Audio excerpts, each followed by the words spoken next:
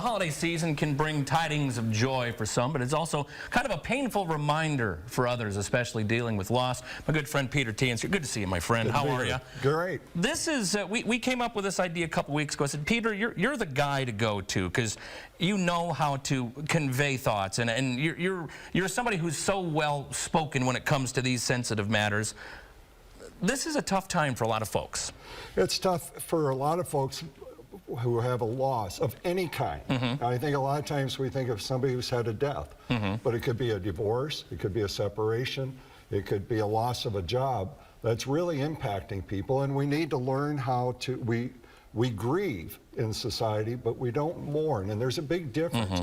Grieving is what's happening inside of us.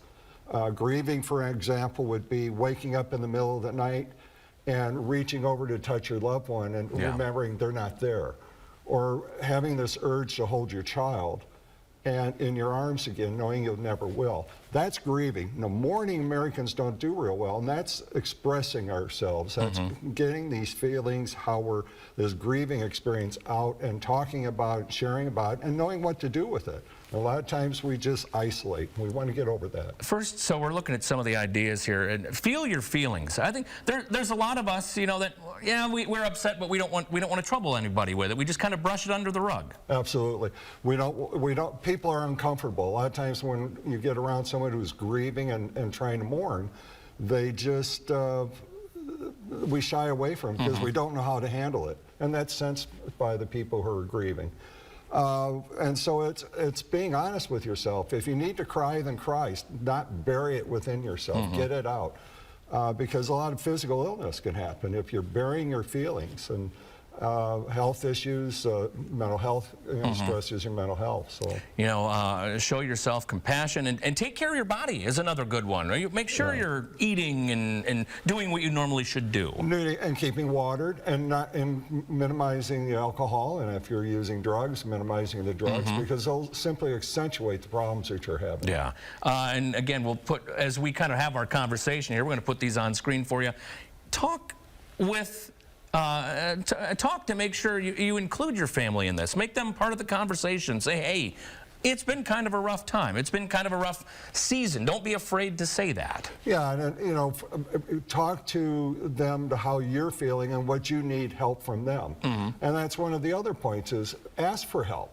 Ask for help to support, because perhaps going to shopping for Christmas gifts or just going to the grocery store can really bother you. I hear some people that say, yeah, I had to go to the grocery store to get something for Christmas dinner. And I froze because I was looking at two products and I didn't know which one to get. And they get high anxiety. And so you talk to your family, says, can somebody just come with me sometimes and make a difference? I'm going to ask you, just to stray away from our list a second here.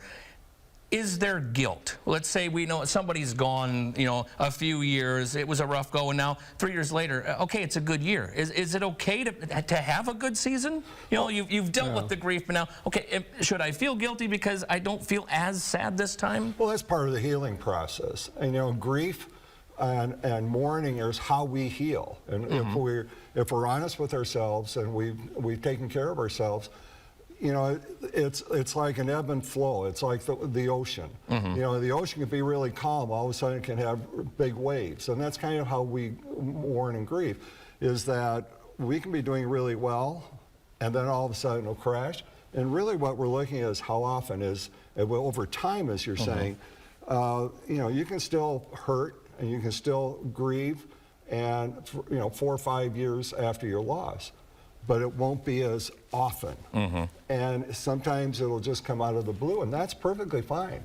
And when you're feeling better, that's good. Yeah. Because that means that you are healing, just like a physical wound or a mental health wound.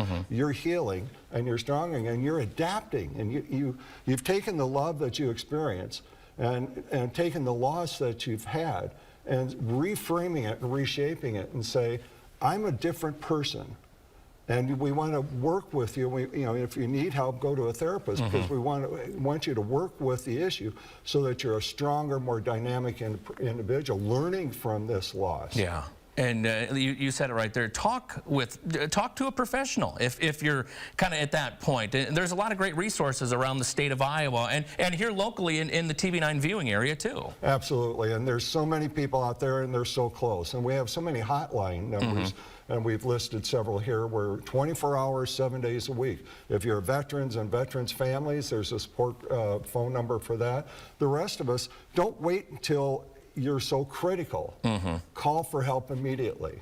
What Peter would be, you know, if somebody's just joining us, the biggest thing, the biggest takeaway from this, what's the best thing to do to try to work through this pain and work through the hurt? Embrace it.